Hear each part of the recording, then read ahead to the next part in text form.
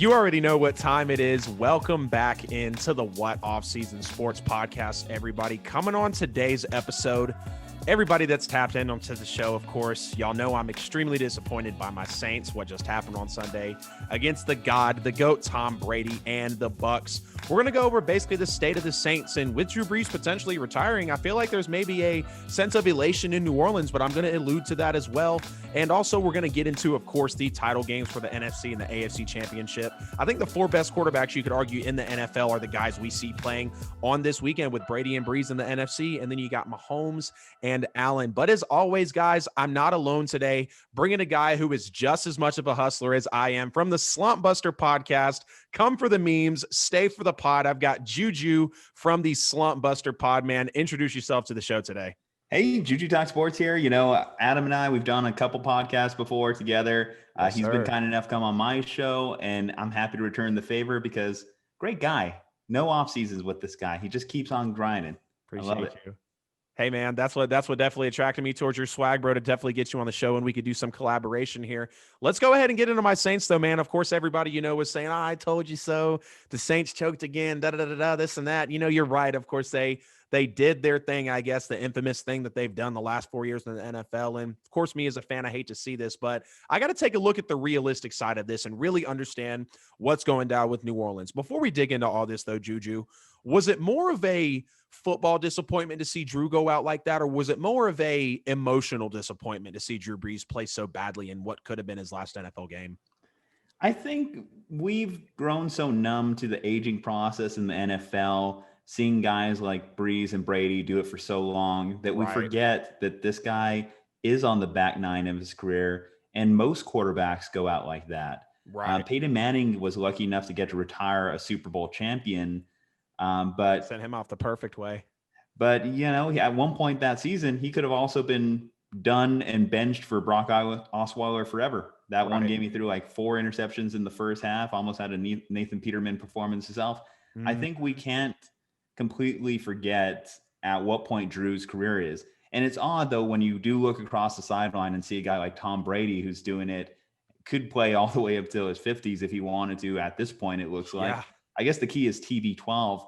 But as far as Drew, it definitely is a football disappointment because we are just seeing that turning over of the old guard. Obviously, Ben Roethlisberger didn't look great in his last game. Philip Rivers was kind of average. So those old guys are starting to move on out, and really Brady's the last man standing at this point. Drew Brees' final stat line in the game against the Bucs for the playoffs: 19 of 34, 134 yards, 56% completion, 1 touchdown, 3 picks. His longest throw of the game was 16 yards. And honestly, once Tampa Bay adjusted, Drew just looked lost. Shout out to my buddy Jansen Harris. It kind of rubbed me the wrong way at first, but once he gave the take, I really understood it. It didn't really feel like Drew Brees was hungry for a Super Bowl in this game. Like, yes, the Saints came out and they played well up front, but down the stretch, and I mean, I really feel like after, the beginning of that game, it was all Tampa Bay. Tom Brady was, great in the second half. Tampa Bay played well, but more than anything, you just hate to see this as a fan, of football, as a fan of the Saints. Obviously, New Orleans doing what they've done the past 3 years in the playoffs, and that's something I really want to touch on, obviously, with the NFC Championship game. The big thing that stands out to me is me being a huge fan. I have definitely seen the small cracks in the armor of Drew and the team over the years that I think have cost us some of those trips to the Super Bowl. We go back to the obviously no call against the Rams, the NFC Championship game, like I was just touching on here. Drew Brees misses a few key throws in that game. There's a couple of overthrows, and there's actually one underthrow that's almost an interception that really keeps him out of that game. The offense didn't take early advantage. I really felt like it should have been 21-0 early on. You get a pick on Jared Goff at home in the first quarter, and you only get a field goal out of that. Bad play calling when it mattered the most. You look at the last year, obviously, against the Vikings. The offense was vanilla, felt like there was no rhythm. I mean, we struggled against a Vikings team that really had no business, obviously, hanging in that game, but they came in, were coached well, they played hard, and they were able to take the football game because they wanted it more than the Saints did at that point. Sean Payton's play calling was bad again. No adjustment, turnovers yet again. And then you obviously look this year at the Bucs. Everybody saw what happened on Sunday. But the thing that bothers me the most, and here's the thing about New Orleans in this game, is I felt like the game was there for the taking again for the Saints, and they shot themselves in the foot. You look at Deontay Harris, comes out with 2 huge returns, over 100 yards of returns within the first 2 punts of the game for the Bucs. Touchdown gets called back. What I felt like was a bad block in the back call, but I'm not going to argue a call. It happened. We moved on in the game. There were more chances to score outside of that.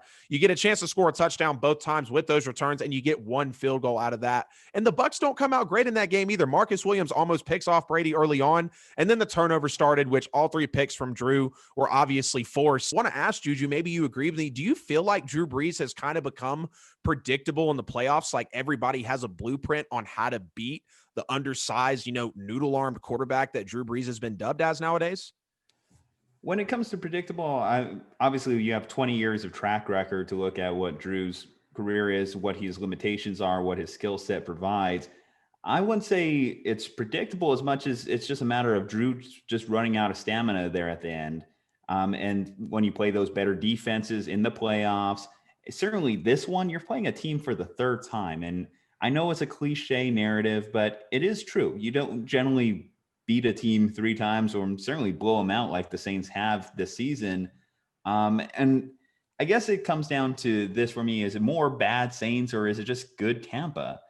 And I think that it's more on the side of good Tampa, good Tom Brady. Tom Brady's great at making those second half adjustments to be able to succeed in the playoffs like he has. Obviously, we have such a long track record of him doing it.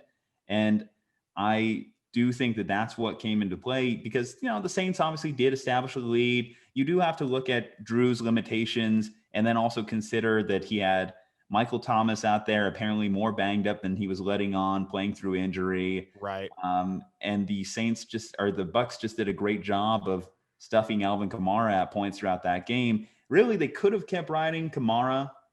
In my mind, they could have run him a little bit more because 18 carries for 85 yards. He was putting in his work when he needed to, man. He had that burst, and clearly you weren't getting it done with the passing game. As far as, again, just Drew Brees, I think it shows back to that Dallas Cowboys game a few years back when the Saints were rolling, and then it just seemed like the Wolves came off the bus. I think you remember which game I'm talking about. I know exactly what game you're talking about because 2018 no call year, Drew Brees was that was the game that really knocked the Saints offense off. Like I feel like I've never seen the same Saints since then. Like when we beat the Bucs 38-3, I felt like I was looking at the 2018 Saints at their peak in that game. And then, we lose to Dallas, and I feel like that was the game that cost Drew Brees the first spot in the MVP race because that's what was, that was when Mahomes went for 50 touchdowns, 5,000 yards. So I totally know what game you're talking about there, man. Yeah. And, Drew, obviously the guy had already signed an NBC contract. He was looking at the second half of his career and seeing that still image of him looking back at the field. That's the one that really pulls at the heartstrings there. Right. I guess the next, I don't know if this is built into your transition here when it comes to the future of the Saints, but there was also that moment on the sidelines of him mouthing to Jameis, "This is your team now." Is it Jameis's team? Is it Jameis's team, man? So here's the thing. At the end of the day, no matter what has happened with the Saints, I've always trusted my front office. Obviously, Jameis is in there. I want to say it's on a 1-year contract, real dirt cheap. Taysom is in there, with the extension getting basically paid that starter money that a lot of people were arguing he was. And I was happy to obviously see Taysom, take the field this year. Being totally honest, as crazy as it sounds, I know Jameis Winston is extremely talented. There's no question about Jameis being talented, but I feel like it might be coming from some bias of Taysom Hill, but I would love to see Taysom be the future. And that's why I made a whole podcast on this. Link is on the page. I'll actually go ahead and drop it here in the video for you guys. Boom. Right there. So you can go check that out. But yeah, man, I really want Taysom to be the future because I feel like he brings to the table what the NFL quarterback requires today. Good decision-making, mobility, strength, good arm. And I mean, just overall be able to make plays off script outside of the pocket. And that's something that Taysom's gifted with. He's explosive. And I feel like we've never had an explosive player at the quarterback position, So as far as Jameis being the future, If that happens, I am confident because, like I said, I trust Sean Payton. I trust the coaching staff, even though like 4 of our assistants have already been hired for other coaching jobs, which really hurts because you wonder, are the Saints already, undergoing this drastic change? I mean, yes, Brees is heading out, but we're about to transition into it here. There's so much to look forward to. So, but if Jameis is the starter, I feel like we can still succeed, but I would like to see Taysom start for sure, man. Do you think Jameis should be the future? I think he needs to be. I appreciate Taysom, but I've never fully bought into him as a franchise quarterback. Even Right. seeing him in some action this year, there were the games. Obviously, the Broncos game was a tough one to judge because that was basically a Navy Army game in the NFL. Right. And then when it came to having faced the Falcons twice, I don't know if they're, which we know their defense was bad throughout the season. It's hard for me to look at those games and think, I could see him playing all 16. I could see him leading a playoff contender. And certainly I could see him leading a title contender. I don't buy it. Obviously, we note this all the time when we talk about Lamar Jackson. And I think we should note it the same when we talk about a guy like Taysom Hill. Not to mention, and this hasn't reared its ugly head in the NFL yet, but Taysom has had injury history when it has come to college. I believe he tore All his 4 of his seasons ACL were ended. all 4 seasons. I Mhm. guess the bright side for him is he doesn't have to face, I want to say it was Utah State or so that kept tearing him. Or no, he's from Utah State. Right. It was the Utah rivalry that kept Mhm. tearing his ACL. But either way, my point is, so he has durability concerns. He's an older guy. Jameis is still what, 25 at this point? I don't He's know, man. mid Jameis was the 20s. number 1 pick like 7 years ago. He's a pretty young He guy, I know mid he's late 20s. 20s. I know he's not 30 yet. I know he's late 20s. So I feel like he'd be like 27, maybe. And even in just that one throw that he had in the Saints game or in the game, it was a pretty impressive tight spiral. 27. He has that huge arm. If he just improves his decision making, he can live up to that number 1 potential that he displayed when he first came out into the draft. And it's just going to come down to, like I said, can Sean Payton take over more so and like put him in a position to succeed? The man had LASIK surgery, Adam. Right. He's ready to perform. He's seeing Right. everything. He had just the Rick Vaughn problem. Now throw him the fastball, Ricky. Throw him the heater. Right. Jameis, get it done. I like it, man. I like it. So you mentioned Sean Payton there, and I want to touch on this a little bit because, being so invested into this team, they've really, really put me into a toxic relationship. And I'm about to bandwagon over and like buy the Mahomes hair and like get a jersey. And it's going to be Chiefs Kingdom. I mean, no, not really. Not really. I love my Saints, man, but this relationship has become so toxic. And, you look at the talent every year we've built up, every year we've put pieces, Quan was a win now move, Emmanuel Sanders, Malcolm Jenkins, everyone on the defensive side of the ball. I feel like in years before when we weren't healthy, like the linebackers specifically, they were healthy most of the year. The cornerbacks specifically, they were healthy most of the year. A lot of the injuries came with, not even injuries with Kamara, but obviously with Drew. Most of this year without Michael Thomas, there were a lot of hiccups in this, COVID taking Emmanuel Sanders away, IR for Traquan Smith and Deontay Harris and Marquez Callaway, so that was tough, but we were able to weather through all that. And I feel like those guys performed when they needed to. But with the 4th year in a row now, and, maybe I shouldn't look at the Minneapolis Miracle year because that was just a missed tackle, but we still played like dog crap in that game too. We were just able to come back. Do you start to look at Sean Payton, Juju, like as a Saints fan? Because I'm starting to look past the quarterback position and I'm starting to look past the talent because I try to practice what I preach. I put out a podcast a few months ago talking about how, shout out to Bolstered Up Sports, we did this show together, why coaching far surpasses talent in the NFL. Look at the Browns from last year to this year. Look at the Steelers going 8-8 last year with no talent. That's because of Mike Tomlin, when everybody was hurt. As a Saints fan and maybe as an outsider looking in just in general with the situation with New Orleans, do you maybe start to look at Sean Payton? I think it's hard to put a lot of blame on Sean Payton when you look at what he's been able to do with such diverse talent over the years. He has Right. more winning seasons than he has losing seasons. The Saints Right. have been in a position to contend for a title. And what he's been able to do, even in Drew Brees' absence, is something that's so far and away impressive. I look at, for example, Kyle Shanahan with the Niners, and Right. obviously you note the win-loss record with and without Jimmy Garoppolo. I think the fact that Sean Payton has been able to succeed with largely backup quarterbacks. Hard to say whether Teddy Bridgewater's a franchise guy or Taysom Hill's a franchise guy. Of course. Jameis has a losing record in his career, and yet he was able to get these guys together and turn them into winners, at least for a short time period, while Brees has been dealing with his various injuries over the last 2 years. Right. And that's why I think that Sean Payton, he has a lifetime pass with the Saints.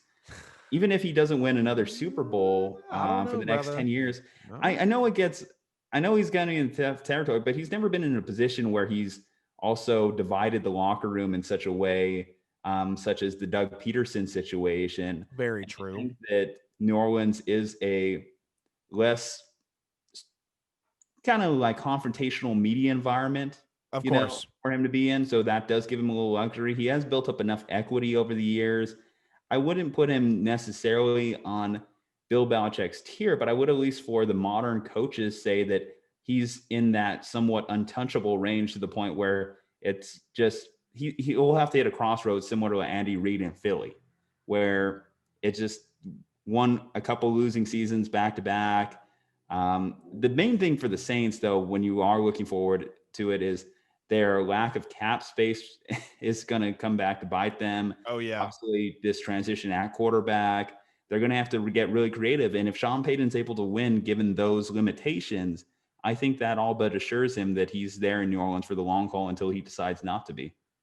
I agree, man. And last year with the wild card game, it came out that we extended Sean Payton, and then he comes out and just lays an egg like that in the wild card round. And it kind of started to bug me then, but I really saw it in the NFC Championship game, and I've just seen how New Orleans in general has played in key playoff games and in NFC Championship games. And the narrative with Brees and Payton is, as much as I hate to say it, I'm the biggest Saints fan you'll ever meet, man, but I feel like Brees and Payton, the moment besides 2009, the moment is just too big for them. I mean, the NFC Championship game, I understand the no call, and everybody knows the Saints should have been in the Super Bowl that year, but they still played bad enough to let the referees decide it. They still got the ball back first. They still had a bad play call, and they still questionable. Yeah, exactly. Some questionable play calling in there, throwing in running situations. Exactly. That is stuff that you can put on Payton there for sure. Right. And it's the thing with Sean Payton has been, he tries to outthink the room. He tries to be the smartest guy in there. He tries to outdo himself. And that comes back to bite him. Look at the Niners game, the shootout between the Niners and the Saints that we lost in the Superdome. You're putting CJ Gardner-Johnson. I know that's Dennis Allen, but I know Sean Payton obviously has a say in these play calls. We know he's a play caller for the Saints. When you're putting CJ Gardner-Johnson on a rookie on George Kittle, who was the best tight end in the game last year. It's just little decisions like that, going for 2 on the 1. I understand your chance is higher, 50% more of a chance to get in the end zone. But if you still don't get it, there's still those ramifications of losing that football game like we did, putting the 1 seed out of our hands like it did, having to, play in the wild card round and losing ultimately in that year. It's stuff like that, because life comes at you fast in the NFL, and the Super Bowl window is not open for very long. The Saints have had 4 straight years a shot at a Super Bowl. I think we might have 1 more left. I don't know, maybe 2. I'd really have to look into cap space, look at everything that's happening. But enough about what has happened. We need to look rather at what needs to happen for the New Orleans Saints. We know Drew Brees has obviously been a dink and dunk guy for most of his career, short plays. The style of play really with the NFL has moved away from the Saints. The Saints can't get cheap touchdowns or big plays rather. And, the offense was built around Drew Brees and the short game, which worked until the NFL shifted, I feel like about 5 years ago. And, in a way, I'm somewhat happy that Brees is gone, because now we can get a quarterback in there to stretch the field, get a quarterback in there that can be, like I said, dynamic, work outside the pocket, make big plays, use his legs. And I mean, would you agree with me, Juju? Don't the Saints need this in order to couldn't this potentially be the hump that they've had for the last 4 years? Because I know you heard me making the points earlier in the episode about, Drew Brees having these slight miscues here and there. And overall, the short game getting figured out, have Payton and Brees given themselves a blueprint in the playoffs. Do you feel like maybe getting a quarterback that can stretch the field would get New Orleans over that hump potentially? Well, let's look at the quarterbacks coming out then. Trey Lance probably fits that idea of that mobile QB with the big arm, probably the best out of some of the quarterbacks that I'm looking at. Do you see a Mac Jones? He's not really the most athletic build. In fact, you might just be getting more of a Drew Brees if you go that direction, similar to if you go with a Kyle Trask. Of course. Of course, you guys won't be really in a position to go after guys like Zach Wilson or Justin Field. Obviously, Trevor Lawrence, why ignore that conversation because right. Jacksonville's Right, not giving up to that one. They got that death grip. That's the only reason Urban came to Jacksonville. Right.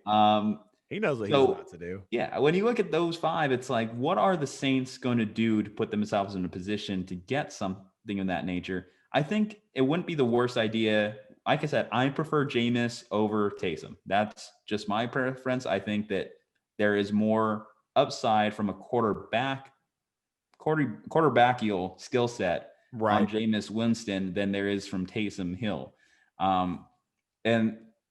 And that maybe re-sign him for a couple of years. Hey, if it works out, it works out. And that's just your guy.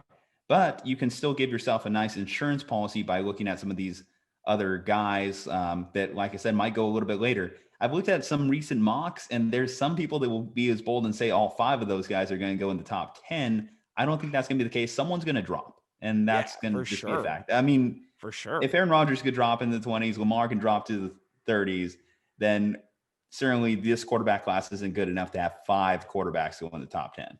Which way would you go, Adam? Like, as the Saints fan, which way do you prefer them to go, like, out of the names actually listed? Let's put a name to the idea, the skill set you want. Honestly, man, Deshaun Watson floating around out there. I've had a lot of people ask me what I like Deshaun Watson in New Orleans, and I really the golden goose. Say what now? The golden goose. Everyone wants Deshaun Watson. Niners Twitter wants Deshaun Watson. Patriots Twitter wants Deshaun Watson. It's one of those. Watch, he's going to end up in Houston.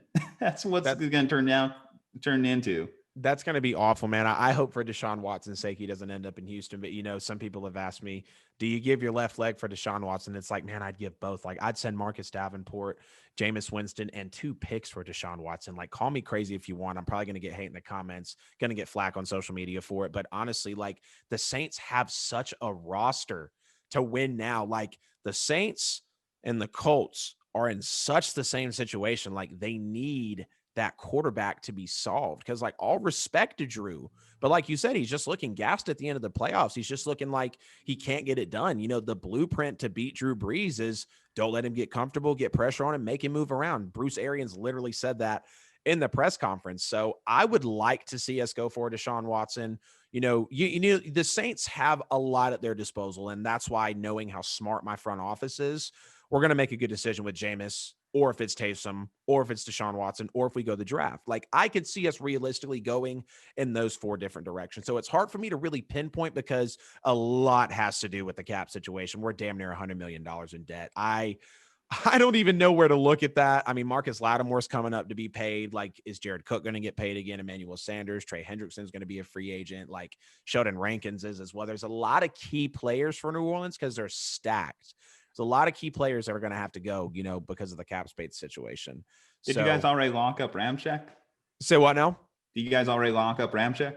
Not yet, but I know for a fact, like, he's probably going to be the first one to get paid. He's our best lineman without question. So I don't see Ramczyk going anywhere.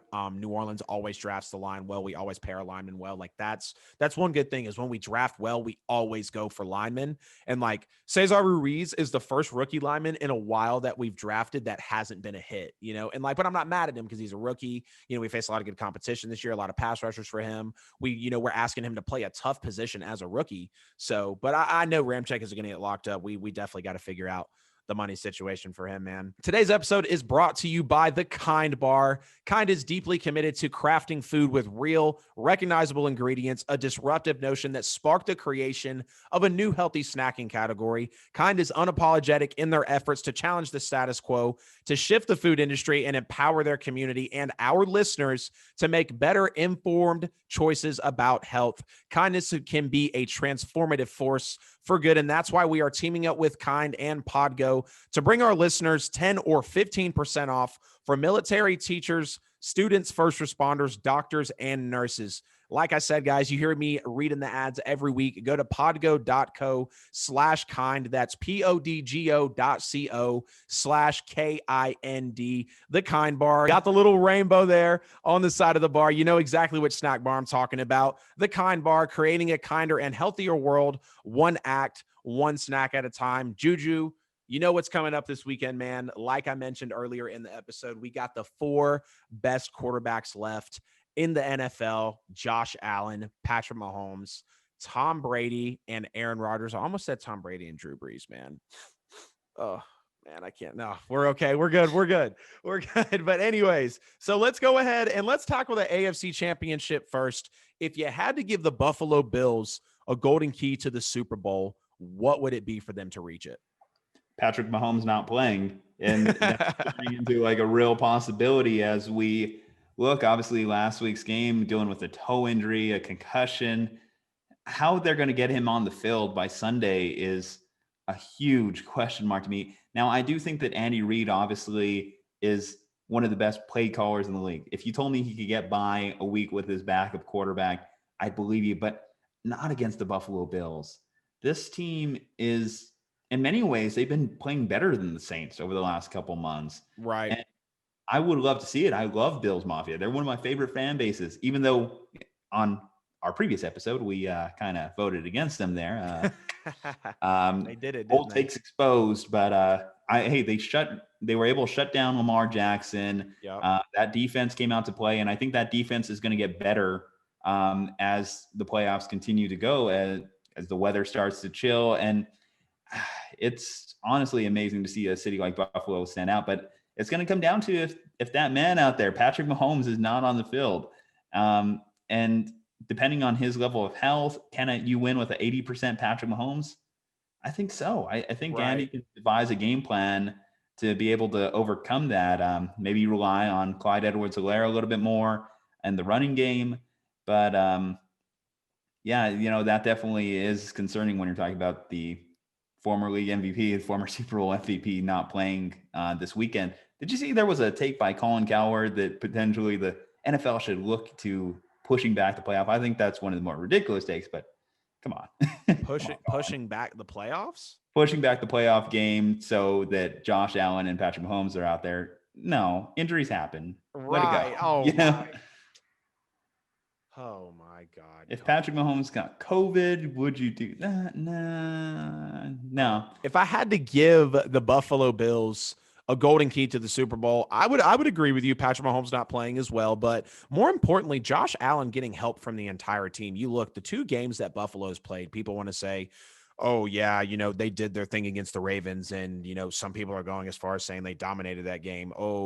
17-3, but let's be real. Before that pick six, it was 10-3. It was a back and forth game. Neither offense had really gained an edge. Like, yes, Buffalo had one more touchdown on the board, and of course they would have won 10-3, but let's not act like Buffalo has played stellar playoff football these last 2 games before excelling to the AFC Championship. And my biggest thing is you look at the Colts game. At one point, Josh Allen had like all of the yards but 30 because they have no run game. And you see, they still don't have a run game. It is so hard to win in the NFL without being able to run the football later in the year. And then the defense as well. Like, is that defense really going to be able to hold up against, I guess, if Chad anything is possible is going to be out there, or if it's going to be Patrick Mahomes playing? Either way, you still got Andy Reid calling plays and you still got those weapons. So that one's pretty short and sweet. The Kansas City Chiefs really are just going to want Patrick Mahomes to play that football game in order to get them to their 2nd straight Super Bowl. What would you say has to be a surefire thing for Kansas City to get a chance to repeat, man?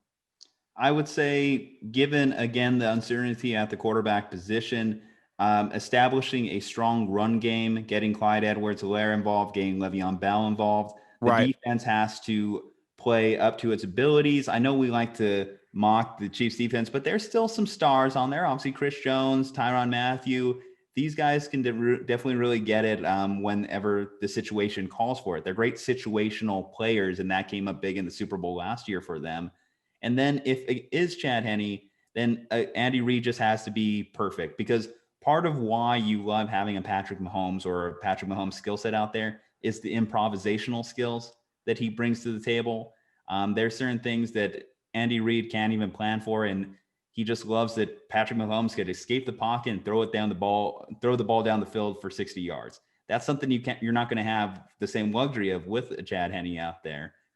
So those are three keys. I would also say, of course, and this came up why we gave the Ravens the nod over the Bills last time was going to be the turnover ratio. As it turned out, we were wrong. Lamar was the one that cracked first, but Josh Allen still worries me as far as he gets a little loosey-goosey with the ball sometimes. Right. Tries to make too much happen. He's similar to Patrick Mahomes. He does like to improv in the same ways, but he does tend to be a little bit more careless with it.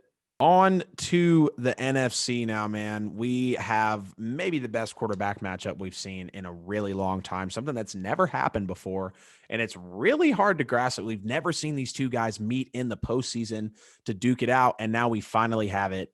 Tom Brady, Aaron Rodgers, Bucks are going to the frozen tundra that is Lambeau Field. And obviously they're going to have to run through them in order to make it to Tampa to play in their backyard for the Super Bowl ring. That's just ridiculous to actually wrap your head around, to believe that an NFL team could be playing in their home stadium for the Super Bowl. But isn't it kind of ironic that Tom Brady's going to be the one? You kind of think, did he weigh that into his decision to go to Tampa Bay? That's probably been covered, but with Tom Brady getting that actual chance, I think that would, without question, close the GOAT discussion. No doubt about that. Go ahead and tell me, Juju, what do the Bucks need in order to advance to the Super Bowl and get through the Packers? What the Bucks need is similar to what the Packers need: a short memory. They can't call back on that game they had earlier in the season. This is a new game. This is a fresh start. This is in the Packers' house this time. This is a cold weather game, and we are dealing with two of the best cold weather quarterbacks in the sport. That's what makes this game so magical, honestly. Brady, Rodgers in a snow game? Are you kidding me? Right. That's NFL history. This is immediately in the history books. If this game is a close, tight game, this is going to be what's going to be talked about for a very long time. I'm going to tell my kids, my grandkids about this.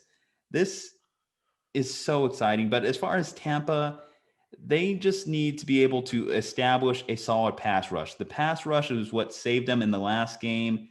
The blitz packages that Todd Bowles was able to dial up against Aaron Rodgers to get him moving. Because, yes, Aaron Rodgers has that improv gene as well, but when he does tend to play a little bit more safe, a little bit more conservative, it has cost him. When you look back at, for example, the games against the Niners last year, the Niners dominant front seven and were able to get him off his rhythm. And that's going to really save them in the sense that they don't have the best defensive backs. Yes, they were able to hold the Saints pretty well. Michael Thomas, I know that was a big storyline throughout the game. Right. But over the course of the season, their defensive back play has been pretty shoddy.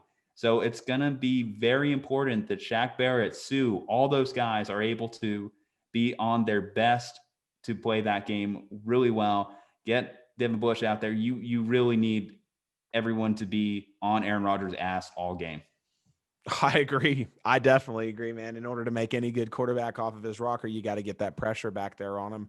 It's a lot about quarterbacks in this one. I know a lot of people are saying, what a matchup between the two guys, and I'm definitely going to have to stick. I'd say, for the Bucks to get to the Super Bowl, they're going to have Tom Brady play well against a playoff team. You look at Tom Brady's record; he only had one win in the entire season, outside of obviously, the football team being a playoff team, but we know the situation there in the NFC least, and then beating the Saints in the divisional round. Though, he doesn't have a signature win this year, and even a lot of people said, like, watching him beat the Saints was like almost a vintage Brady win. Like, it felt like a vintage Brady victory. But also, here's the thing at the same time, like, I'm not taking anything away from Brady and the Bucks, but we can't act like the Saints didn't give the Bucks 4 short fields, 4 very favorable fields and lengths to go to get in the end zone. And they capitalized off of all of them. And like I said, I'm not taking anything away from the Bucks because they did what they had to do, but they can't rely on 4 turnovers against the Packers in order to win this football game. I think Tom Brady's going to have to come out and he's going to have to play well because he didn't necessarily play favorably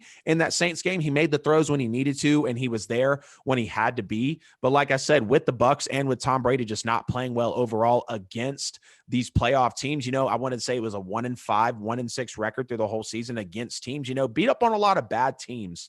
So are they going to be able to come out and obviously win this football game on their quarterback? And I obviously agree with the pressure that you have to get on Aaron Rodgers. If he's able to sit back there and get comfortable and dice him up with that really, really average Bucs secondary, unless they crank it up another notch from the New Orleans game, then it could be a long day for Tampa Bay. Now, on the flip side with the Packers, do you know how bad Juju Aaron Rodgers has been historically in NFC title games? He's been I have a good idea watching very intimately last year. Right. Well, last year, you look at the blown lead against Seattle in the NFC Championship. You look at the performance against the Falcons in the NFC Championship. You look at the performance against the Niners in the NFC Championship. There's a lot of NFC Championship, just bad games overall from the Packers, but specifically Aaron Rodgers. You even look at the NFC Championship the year that he went to the Super Bowl and won with the Packers. No touchdowns, 2 picks, and like a 55% completion that game. So he hasn't always been necessarily on his game when it comes to the big one. And I'd have to say the key for the Packers getting to the Super Bowl is it's going to fall on the quarterback again. Aaron Rodgers is going to have to play well in the NFC Championship. This is obviously his first title game he's hosting in Lambeau. So more pressure on Aaron Rodgers' shoulders, I feel like, without question. Like I said, you already know you've played bad. Now you're at home. You've played less than anybody else because you've had the bye. What's going to be your excuse now? Like, you've got Devontae, you've got Tanya and Lazard. We know how loaded the Packers are, and the defense is going to need to step up as well. But we know the NFL's kind of moving away from, okay, defense will win it for you. Go out there with an elite offense, a real dynamic play caller, and you can win the football game. But I want you to tell me, man, what are the Packers going to have to do to what I feel like maybe is going to be an upset on the Bucs, because obviously Brady being considered the GOAT? What do they have to do to make sure that they send Brady off without a trip to the Super Bowl? For them, I would say the biggest difference between this game and the last game is be able to get Devontae certainly involved early and often. Right. I believe Devontae was coming off an injury the last time these two played, and I think he's going to be pivotal. Obviously, you want him to exploit those weak cornerbacks on the outside, as we mentioned. I think Aaron Jones is going to have a good day. I believe A.J. Dillon got hurt in the last game, so there's one less guy in the rotation. Jamal Williams will have to step up as well. It's a snow game, or it's at least projecting to be a snow game. So you want to be able to consistently run the ball, be able to pick up those 3, 4, 5 yards on every single first down that you have. And that's going to set up the play action game for Aaron Rodgers, because that's obviously a big part of this scheme, this offense that they've been running very successfully, mind you. And I would say establish a lead early. They need to play from ahead, because when they fall behind, that's whenever those Bucs defenders can pin their ears back and rush the passer a little bit more freely. And that's what caused them to fall behind so early in that game. It is going to be such a great weekend of football. Like I said, do you feel like truly we have the 4 best quarterbacks in the NFL left in the playoffs right now? When I think about the quarterbacks that are on the outside looking in, I would say I loved Russ, but he definitely fell off pretty hard towards the end there. Yeah, man. He went so rough down the stretch for Russ. I would say if you're asking me at the start of the year, quarterbacks and just a pure ranking, would I have Russ ahead of even like a Brady at this point? I guess it's tough because with Brady, I'm not relying on skill set. I'm relying on his mind. I'm relying on the minutia, the inner workings of Tom Brady to be a quarterback. When it comes to Rodgers, obviously we know he's one of the greatest quarterback talents in NFL history. Same for Patrick Mahomes. Yep. Josh Allen, gosh, I mean, if you look at the season he had, I guess I would have to see a little bit more from Josh Allen. I would like to see him, in fact, if any time's as good as to do it, take over this game.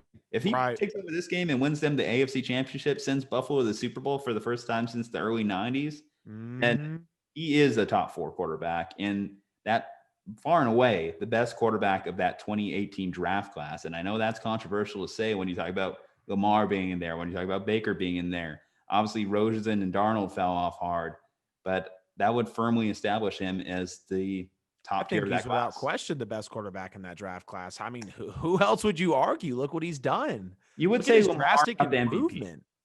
But then you would say for Josh, he probably could have won the MVP if it wasn't for Aaron Rodgers existing this year. Yeah, very possible. Aaron Rodgers he's on another level. I mean, he might as well have thrown 50 touchdowns, 5,000 yards this year. Like, I felt like that's what he was going towards. Like Mahomes had more yards and Watson had more yards, but like, golly, dude. I was actually having this debate on Twitter. What is the better season? Is it Tom's season or is it Aaron's season? Because Aaron, they get that first round quarterback and Aaron's thinking, okay, they think I'm clearly on the back nine in my career. Let me just go ahead and win an MVP. But then Tom, first season outside of New England, oh, you're only good because of Belichick. Oh, you're only good because of the system. Well, let me go ahead and take this franchise that hasn't been in the playoffs in over a decade to the NFC Championship game and maybe even a Super Bowl in their home stadium. Out of those quarterbacks, I'll throw that to you, Adam. Who had the better FU season? I would say Brady, just because of how hard the controversy, the discrepancy on him for leaving New England, the whole divorce between him and Belichick, which obviously Brady won it. Like, there's no question about that. But I would definitely say Brady. I mean, you hit every point perfectly right there, man. So I would definitely say Brady had the better season out of that aspect for sure. That is going to wrap up today's episode of the What Off Season Sports Podcast. Everybody, super appreciate everyone tuning in. As always, please make sure you like, subscribe, comment, go ahead and hit the bell for the notifications as well. You can hit the link in my bio.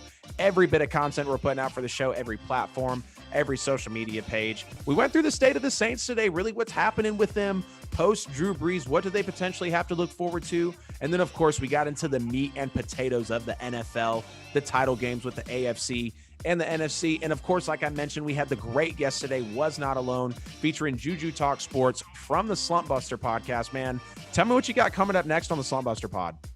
Okay, well, we're bringing on like a former guest, Stephen Michael Puga, guy based out of El Paso, talks a lot of Eagles, so maybe could ask his thoughts on this whole Doug Peterson situation as they try and figure out their head coach. Obviously, we got to talk about our title games. We're doing a lot more daily content, certainly on our YouTube channel. Right. So if you're interested in keeping up with the up-to-date headlines, we had this whole Mets scandal today. Just dropped a video on that. We're talking some UFC this coming weekend.